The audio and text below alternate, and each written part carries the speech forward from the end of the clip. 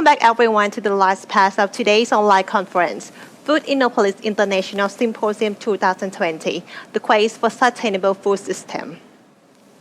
Well, also, if you have any question, please send us to the Q&A box, and the speaker will be pleased to answer it to you at the end of the session. Well, next speaker will be present under the topic, The Responsible Chef. Please welcome Mr.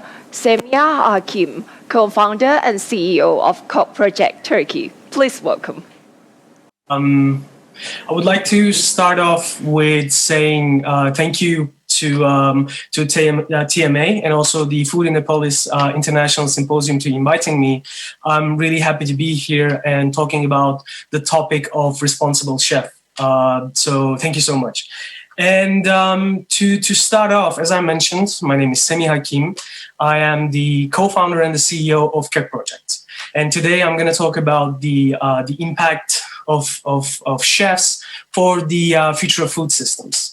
I personally also come from a chef background. I used to be in the kitchen as well. I was working with consulates and organizing food events across the world. And then since 2015, I started working with for startups and also the food innovation. So let me quickly talk about the Projekt. So we are a startup accelerator and a corporate innovation partner for the agri-food sector. We work together with companies, governmental organizations, investment funds, and NGOs on developing acceleration programs within the emerging markets. We are in this field since 2015, and we work together, as I mentioned, the startups who are working within the agri-food value chain. So any of these startups, who are working within all these verticals are actually right at the point of our focus.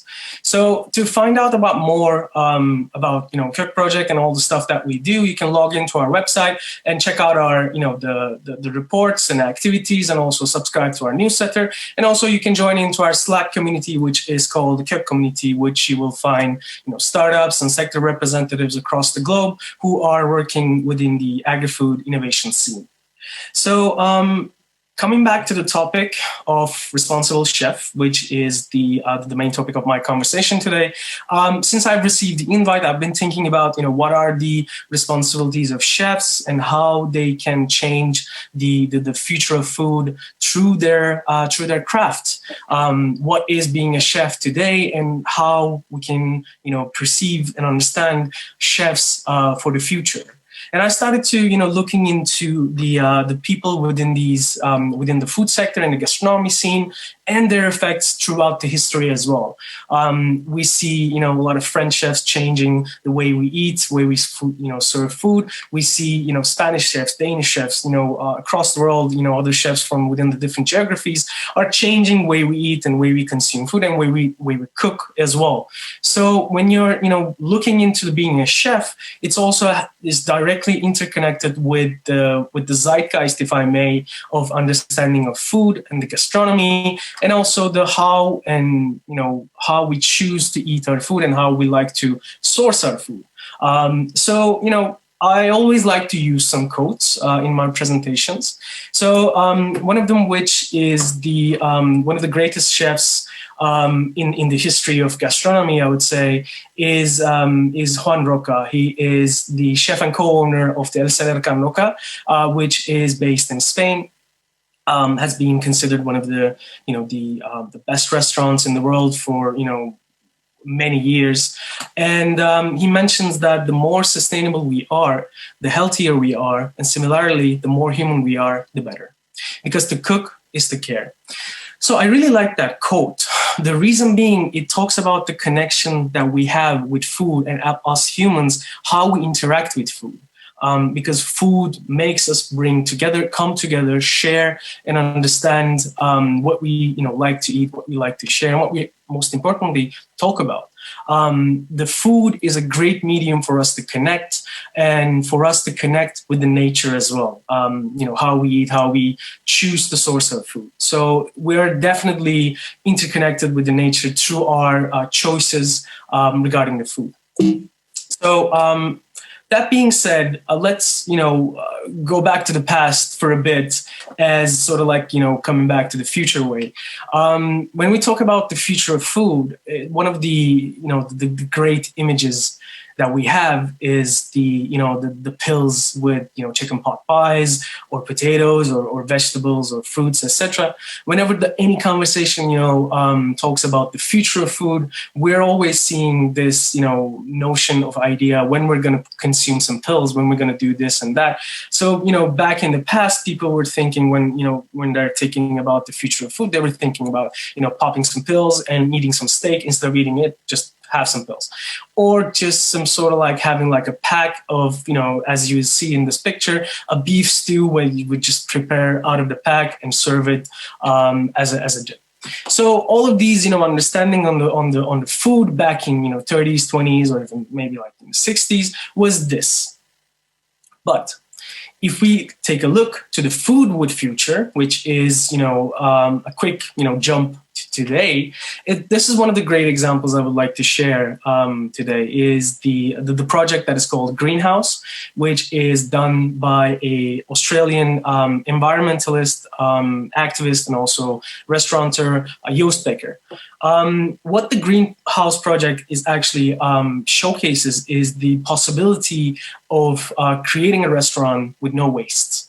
No waste whatsoever, either from the customers, from the production, or even from the producers, wherever you get your produce. It also showcases that how you would produce your food within the perimeters of the restaurant, and how you even taking to extremes that even to purifying and cleaning the water from the toilets and turn them into a drinking water, which he's done in UK in one of his installations. I think Joost Becker is one of the great examples and really a most inspirational character when we're talking about the no waste approach, the secular disciplines and secular understanding on the restaurant scene.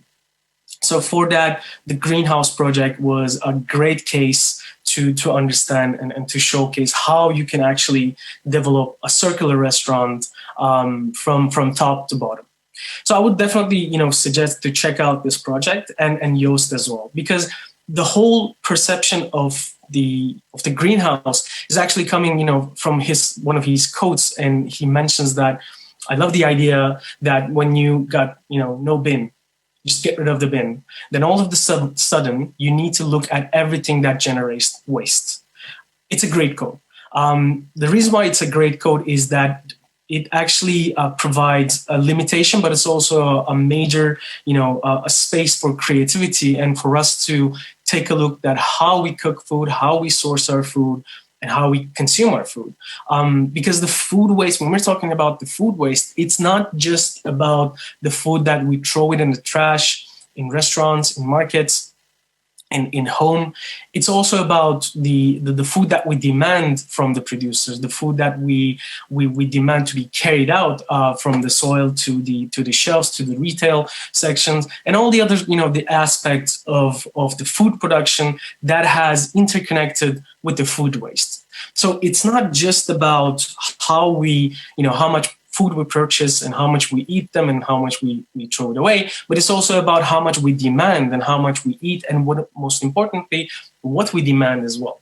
Because the producing food takes a lot of energy, takes a lot of, takes a lot of water, takes a lot of space. So all of these, the food systems we're thinking, we're applying, it actually needs to have this, the change within score so that we can talk about a healthy future food ecosystem. So when we're coming to that point, is that one of the great examples is the circular economy disciplines that talks about how we can create a no waste economy.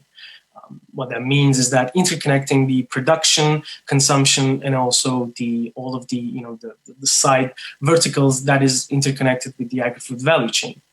And one of the aspects of this visuals actually creates a great example that how we can do that, but it's about creating a system, a new system, and applying the methodologies that we knew into the account of understanding how we can have more beneficial food systems, not just for ourselves, for the economy, but it's also for the environment.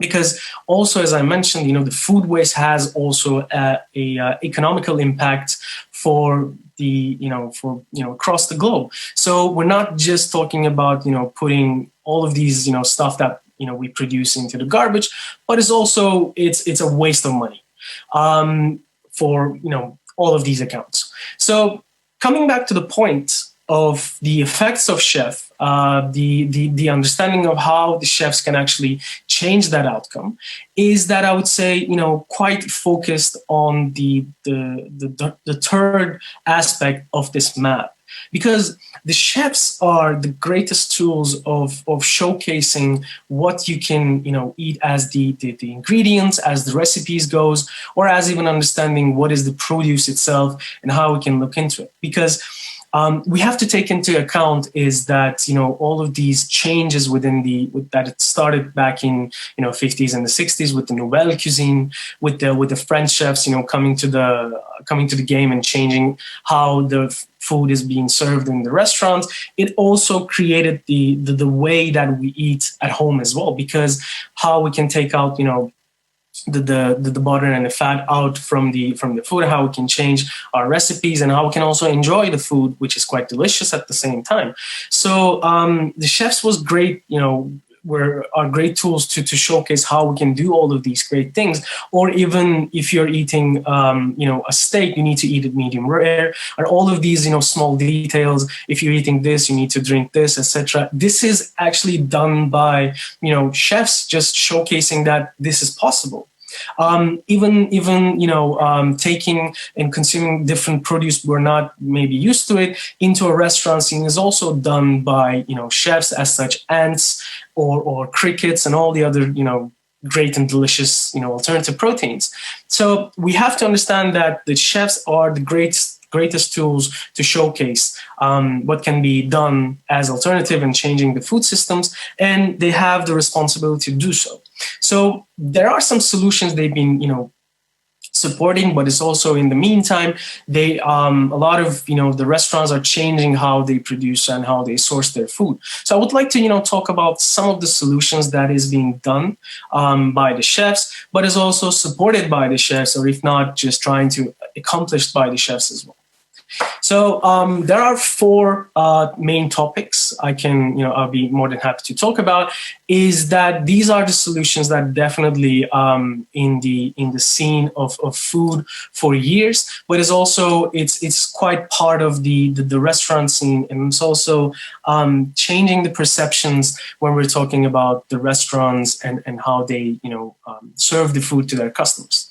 One of them, which is the shorter sourcing. Another one is Rebranding Alternatives, Localized Production, and Rebranding Seasonality. Sorry.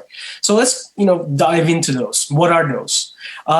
So one of them is the shorter sourcing. This is something that we see probably for the last 15, 20 years. Is that the restaurants are sourcing the food, the produce, who are within their perimeters of 200 kilometers. This is a great rule for a lot of, especially on the restaurants who are within the fine dining scene as being testing out and applying.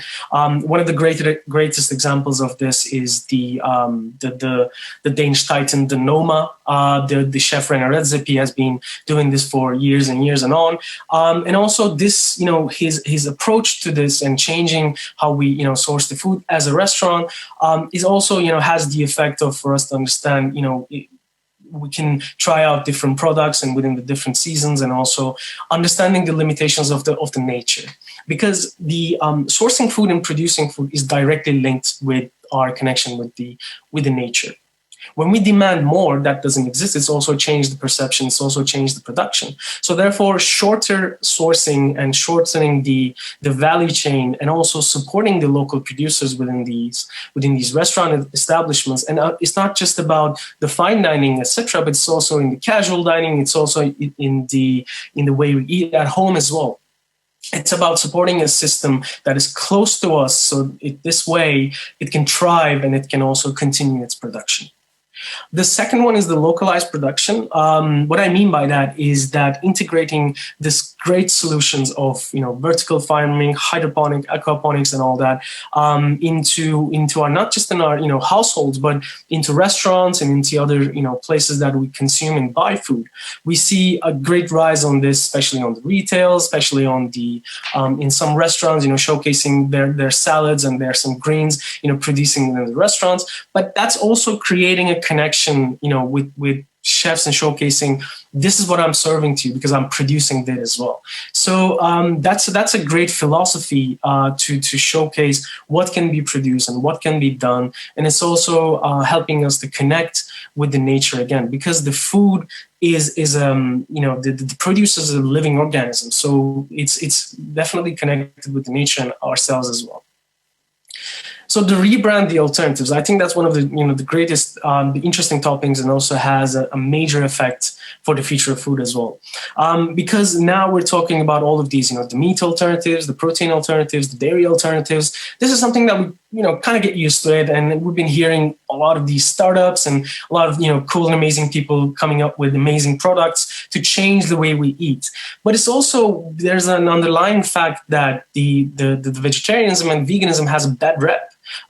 So that's also sort of like a result of years and years and sort of like veganism in plant-based consumption and plant-based diets, and turning into sort of like even a political stand. So it's just the consuming food, it's just the preference, but we have to, the chefs has the responsibility to change that reputation and change that understanding and rebrand the alternatives. Because with this way, it's just about food. It's not a stance. It's just, alternatives that we can consume. And it also has the effect of supporting the environment and supporting the world in a way. Because one of the great aspects of these meat alternatives is also helping the world in production to using less water, less soil, less energy, and all of these less, aspects and inputs of these, meat production in a long run, and even in the short run, has a major positive effect for the nature.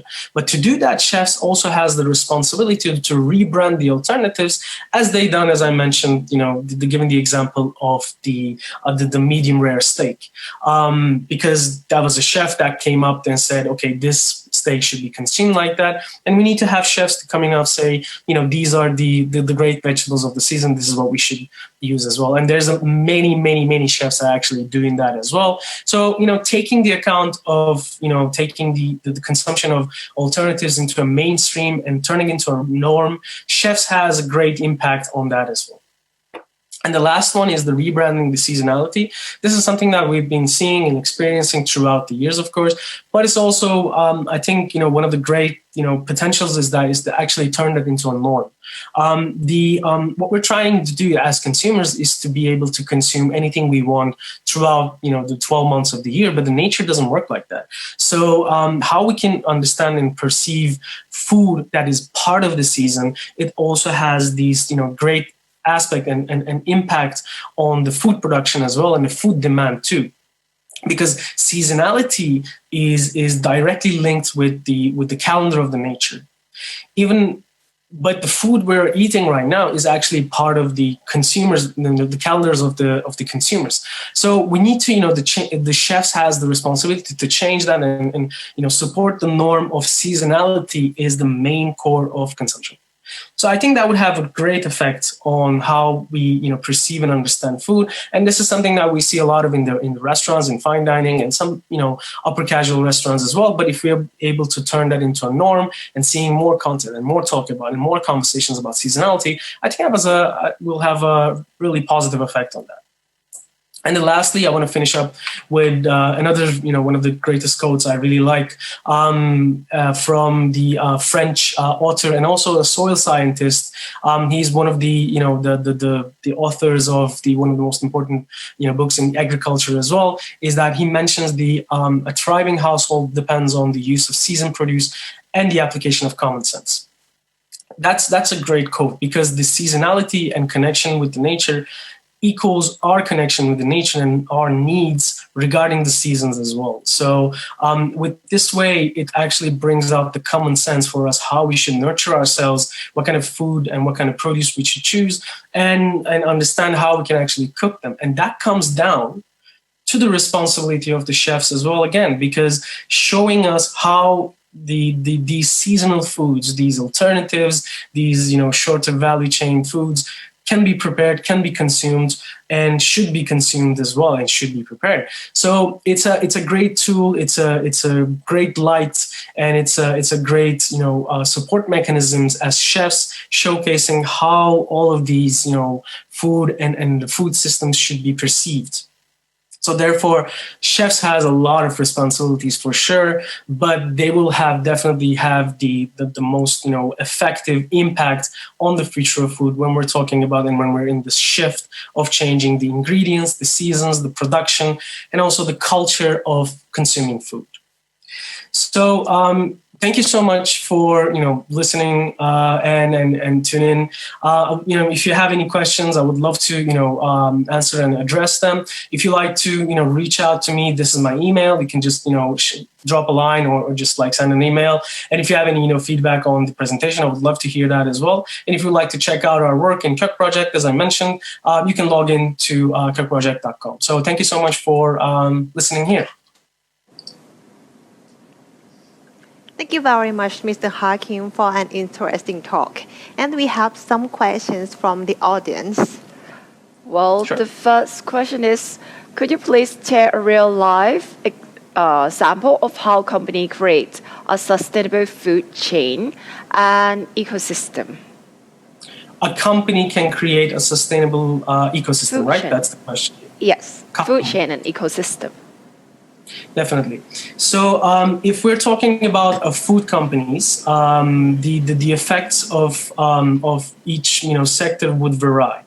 So if we're talking about the agriculture companies as such, the food production or similarly manufacturing, the choosing the production and integrating technologies would create a great impact on the sustainability of the agri-food value chain through the traceability, through understanding how we're treating the soil, through the understanding and using the data that we receive.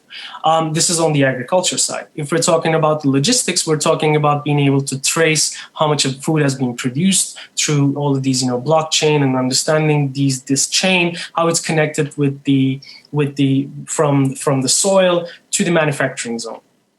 If we're talking about the manufacturing, we definitely have to look into the alternative packaging, alternative manufacturing options, using even integrating, bio-focused materials, advanced materials to the food production as well.